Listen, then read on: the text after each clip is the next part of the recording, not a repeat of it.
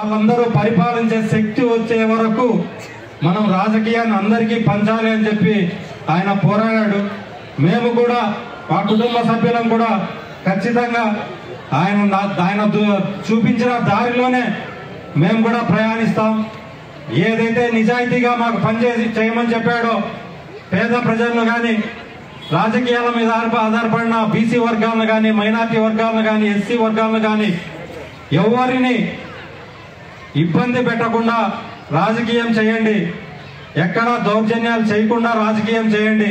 మన దగ్గరికి ఎప్పుడు భయపడి జనాలు రాకూడదు.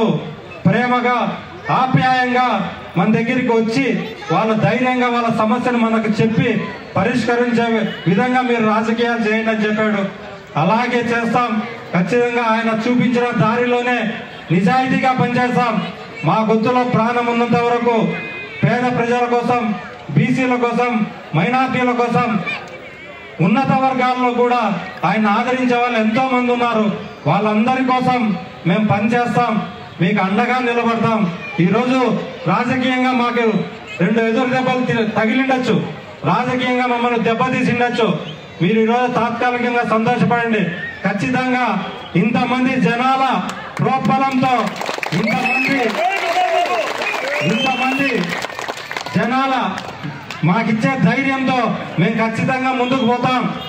ఏ పార్టీ కానీ ఏ రాజకీయ పార్టీ మాకు అండగా ఉన్నా లేకపోయినా మీ అండదండలతో ఖచ్చితంగా మేము ముందుకు పోతాం. రాజకీయంగా వెన్నుదిరిగి చూసేదే ఉండదు. ఖచ్చితంగా 2029లో రాయచోటి నియోజకవర్గం నుంచి మేము పోటీ చేసి చూపిస్తాం. మీ అందరి మద్దతుతోనే మేము ఖచ్చితంగా రాజకీయంగా నిలదొక్కుంటాం. మీ అందరికీ న్యాయం జరిగేంత వరకు మేము పోరాడతాం. నిజమైన తెలుగుదేశం పార్టీ కార్యకర్తలు కానీ మాకు ఎవరైతే ప్రోత్సాహాన్ని ఇచ్చిన ఏ రాజకీయ పార్టీ నాయకులకైనా అండగా నిలబడతాం.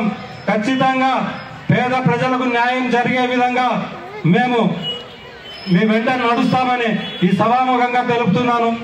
ఎంతో ఆప్యాయంతో నన్ను ఏ రోజు వచ్చినా ఎలాంటి సమయంలో వచ్చినా దాదాపు ఏ రాజకీయ నాయకులు కూడా ఒక 5 ఏళ్ళు పోటీ చేయకపోతే కనుమరుగైపోతారు. అలాంటిది మేము దాదాపు 14 ఏళ్ళు 12 ఏళ్ళు 2009లో పోటీ చేసిన తర్వాత మళ్ళీ 24 వరకు రాజకీయంగా లేకపోయినా ఏ పార్టీ మాకు టికెట్ ఇవ్వకపోయినా మీ అందరి అభిమానంతోనే మళ్ళీ తెలుగుదేశం పార్టీ 2024లో మాకు టికెట్ ఇచ్చింది. ఈరోజు మళ్ళీ కొంతమంది స్థానిక నాయకులు కానీ జిల్లా నాయకులు కానీ మాకు చేసిన ద్రోహానికి మేమెంతో కుంగిపోయినాం. ఇలాంటి క్లిష్ట పరిస్థితుల్లో నాన్న చనిపోయాడు. ఆయన ఆఖరి కోరికగా మమ్మల్ని రాజకీయంగా ఒక ఉన్నత స్థానంలో చూడాలనుకున్నాడు. కానీ నిజంగా ఎంతో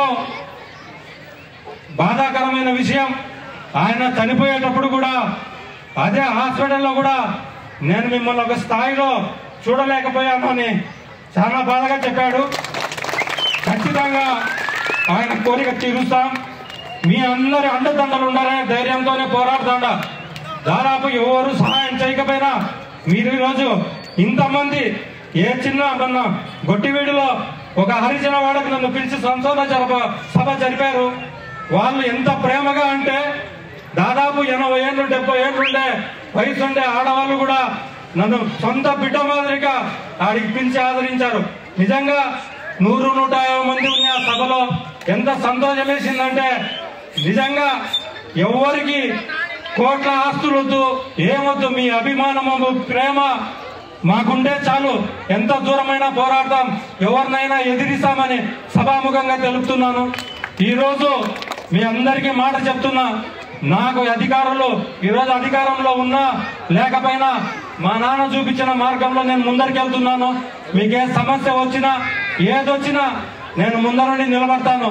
ఎంతగా ముడివేసకపోయారంటే ప్రసాద్ కానీ సుబ్రహ్మణ్యం కానీ ఎమ్మెల్యేలు కాలే, ఎంపీలు కాలే, ఏమీ కాలేదు. మేము ఇంటికాడ వాళ్ళకి అధికారం ఉందా లేదా అని ఏ జనాలు ఆలోచించలే. వాళ్ళ ఇంట్లో సమస్య ఉన్నా, వాళ్ళ వీధిలో సమస్య ఉన్నా, వాళ్ళ గ్రామంలో సమస్య ఉన్నా చక్కగా మా దగ్గరికి వస్తారు. ఏ ప్రభుత్వం ఉంది, వీళ్ళ మాట చెల్లుతుందా చెల్లదా ఏమీ ఆలోచించరు. అయ్యా మాకు ఈ సమస్య వచ్చింది పరిష్కరించండి అంటారు. మా ఇబ్బందులు మేము పడి మాకు అధికారులు పడినా పలక్కపోయినా మేము సహాయం మా పరిధిలో మేము నా చేతనైన సహాయం చేసి పంపిస్తున్నాను. ఖచ్చితంగా రాబోయే కాలంలో కూడా జనాల్లోనే ఉంటాను. ఖచ్చితంగా మీ అందరి ఆశీస్సులతో నేను పేద ప్రజల పక్షాన నిలబడతా, బడుగు బలహీన వర్గాల పక్షాన నిలబడతా, మైనార్టీల పక్క నిలబడతా. అగ్రకులాల్లో కూడా మాకు మద్దతు తెలిపిన వాళ్ళు కానీ, ఎవరి దగ్గరైనా మోసపోయిన వాళ్ళు కానీ, ఎవరి దగ్గర నిరాదరణకు గురైన వాళ్ళు కానీ ఎవరు నా పక్క వచ్చి నిలబడినా తప్పకుండా వాళ్ళ కోసం పోరాడతాం, సహాయం చేస్తాం. నిజంగా ఈ రోజు ఇంతమంది మా దగ్గరికి వచ్చి నన్ను ఇక్కడికి పిలిచి పాలకొండారెడ్డి గారి సంసన సభకు అందరికీ మళ్ళీ నాన్నను గుర్తు చేసుకొని రాయచోటి పెద్ద ఆయనగా మీరు ఆయన అభిమానించే తీరు, వాళ్ళ బిడ్డలుగా మమ్మల్ని మీ బిడ్డగా చూసుకునే తీరు చూస్తుంటే మీ అందరికీ మరొకసారి పాదాభివందనం చేస్తూ ప్రతి ఒక్కరికి ధన్యవాదాలు